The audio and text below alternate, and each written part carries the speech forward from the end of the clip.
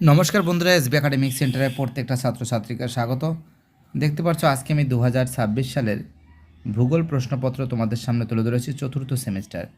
তো দেখো, ভূগোল প্রশ্নপত্র চতুর্থ সেমিস্টার থেকে যে প্রশ্নগুলো এসেছে 2026 সালের উচ্চ মাধ্যমিক 2026 সালের ভূগোলের প্রশ্নপত্র চতুর্থ সেমিস্টার। প্রথম প্রশ্ন দেখো, এখানে বলেছে পুরুদৃশ্যবাদ কাকে বলে, পেডিমেন্ট বলতে কী বোঝো, ইনসিটু ও এক্সিটু সংরক্ষণ বলতে কী বোঝো, ঘূর্ণপাতের চক্ষু কাকে বলে, ঠিক আছে, কাম্য জনসংখ্যা বলতে কী বলছো, মানব দরিদ্র সূচক কী।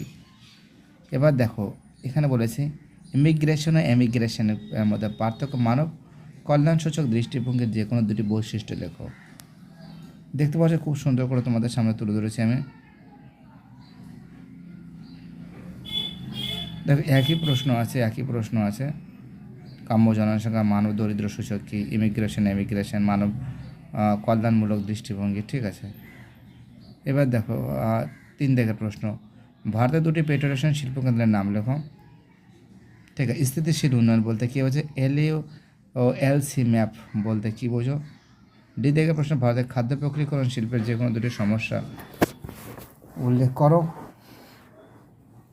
ঠিক আছে, তারপর দেখো ঘূর্ণপাত ও প্রতীক ঘূর্ণপাতের মধ্যে পার্থক্য লেখো।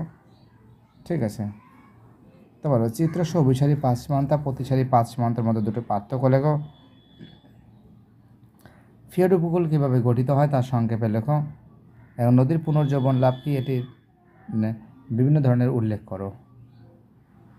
দেখো এইবার দেখো পরের যে প্রশ্নগুলো আছে, পরের প্রশ্ন দেখো তোমরা, ম্যালথাসে প্রদত্ত জনসংখ্যা বৃদ্ধি তত্ত্ব, খুব ইম্পর্ট্যান্ট কোশ্চেন ছিল।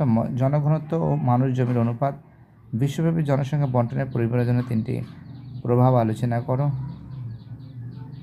জনসংখ্যা নিয়ন্ত্রণের 3টি প্রয়োজনীয়তা উল্লেখ করো। সুন্দরবন অঞ্চলে মানুষ ও বন্যপ্রাণী সংঘাতের 3টি ক্ষতিকর প্রভাব লেখো।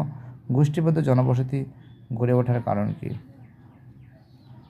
পরের প্রশ্নে কী বলেছে, সাম্প্রতিককালে মোটরগাড়ি নির্মাণ শিল্পের দ্রুত বিকাশের 3টি কারণ লেখো। পশ্চিমবঙ্গে আর্সেনিক দূষণে গৃহীত 3টি ব্যবস্থা উল্লেখ করো। দেখতে পাচ্ছ প্রশ্নগুলো খুব সুন্দর করে তোমাদের সামনে তুলে ধরেছি। এবং তারপরের প্রশ্ন দেখো, লাস্ট প্রশ্ন 7 দাগের 5 নম্বরের দুটো প্রশ্ন থাকবে, একটা প্রশ্ন লিখতে হবে। বায়ুর ক্ষয়কার্যের ফলে সৃষ্ট যে কোনো 5টি ভূমিরূপ সম্পর্কে সচিত্র বর্ণনা দাও। নাতিশীতোষ্ণ ঘূর্ণপাতের উৎপত্তি ও বিকাশের পর্যায়গুলি চিত্রসহ লেখো। দেখো খুবই ইম্পর্ট্যান্ট প্রশ্ন এসেছে, প্রত্যেকটা প্রশ্ন কিন্তু খুব ভাইটাল প্রশ্ন ছিল।